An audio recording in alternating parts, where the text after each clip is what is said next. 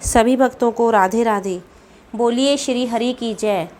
आइए सुनते हैं देवशयनी एकादशी की व्रत कथा। धर्मराज युधिष्ठिर ने कहा, हे केशव, आषाढ़ शुक्ला एकादशी का क्या नाम है? इस व्रत के करने की विधि क्या है और किस देवता का पूजन किया जाता है? श्री कृष्ण कहने लगे कि हे युधिष्ठिर, जिस कथा को ब्रह्मा जी ने नारद जी से कहा था वही मैं तुमसे कहता हूँ। एक समय नारद जी ने ब्रह्मा जी से यही प्रश्न किया।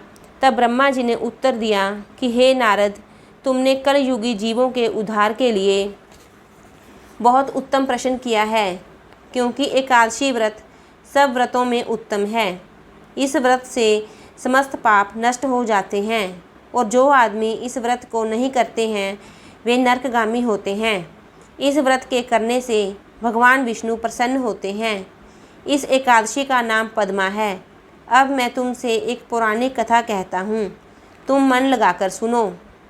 सूर्यवंश में मानधाता नाम का एक चक्रवर्ती राजा हुआ है, जो सत्यवादी और महान प्रतापी था। वह अपनी प्रजा का पुत्र की तरह पालन किया करता था। उसकी सारी प्रजा धन धान्य से भरपूर और सुखी थी।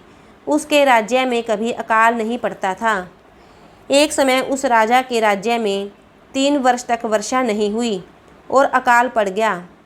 प्रजा अन्न की कमी के कारण अत्यंत दुखी हो गई। अन्न के न होने से राज्य में यज्ञ आदि भी बंद हो गए। एक दिन प्रजा राजा के पास जाकर कहने लगी कि हे राजा, सारी प्रजा त्राही त्राही पुकार रही है, क्योंकि समस्त विश्व की सृष्टि का कारण वर्षा है। वर्षा के अभाव से अकाल पड़ गया है और अकाल से प्रजा मर रही है। इसलिए हे राजन, कोई ऐसा उपाय बताओ जिससे प्रजा का कष्ट दूर हो। राजा मानधाता कहने लगा कि आप लोग ठीक कह रहे हैं, वर्षा से ही अन्न उत्पन्न होता है और आप लोग वर्षा न होने से अत्यंत दुखी हो गए हो। मैं आप लोगों के दुखों को समझता हूँ। ऐसा कहकर राजा कुछ सेना को साथ लेकर वन की तरफ चल दिया। वह अनेक ऋषियों के आश्रम में भ्रमण करता हुआ अंत में ब्रह्मा के पुत्र अंगिरा ऋषि के आश्रम में पहुंचा। वहां राजा ने घोड़े से उतरकर अंगिरा ऋषि को प्रणाम किया। मुनि ने राजा को आशीर्वाद देकर कुशल क्षेम के पश्चात उनसे आश्रम में आने का कारण पूछा। राजा ने हाथ जोड़कर विनीत भाव से कहा कि भगवान, सब प्रकार से धर्म पालन करने पर भी मेरे राज्य में अकाल पड़ गया है। इससे प्रजा अत्यंत दुखी है।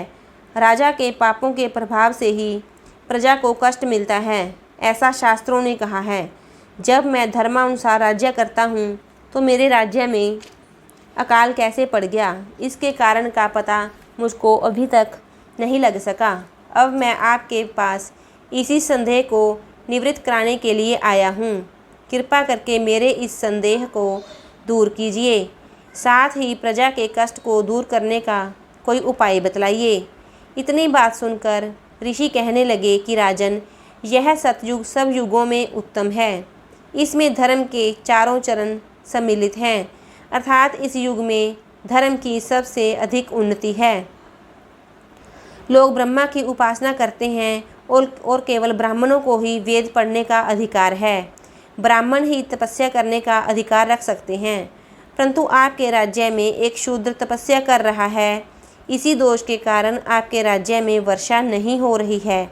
इसलिए यदि आप प्रजा का भला चाहते हो तो उस शूद्र का वध कर दो। इस पर राजा कहने लगा कि महाराज, मैं उस निरपराध तपस्या करने वाले शूद्र को किस तरह मार सकता हूँ? आप इस दोष से छूटने का कोई और उपाय बताइए। तब ऋषि कहने लगे कि हे राजन, यदि तुम अन्य उपाय जानना चाहते हो तो सुनो। आषाढ़ मास के शुक्ल पक्ष की पद्मा नाम की एकादशी का विधि पूर्वक व्रत करो।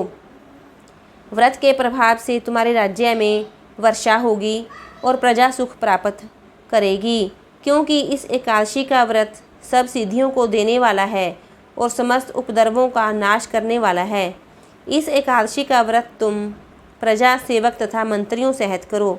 मुनि के इस वचन को सुनकर राजा अपने नगर को वापिस आया और उसने विधि पूर्वक पद्मा एकादशी का व्रत किया। इस व्रत के प्रभाव से वर्षा हुई और प्रजा को सुख पहुंचा। अंत इस मास की एकादशी का व्रत सब मनुष्यों को करना चाहिए। यह व्रत इस लोक में भोग और परलोक में मुक्ति को देने वाला है।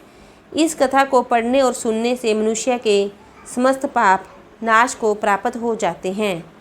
बोलिए श्री हरि की जय। ओम नमो भगवते वासुदेवाय।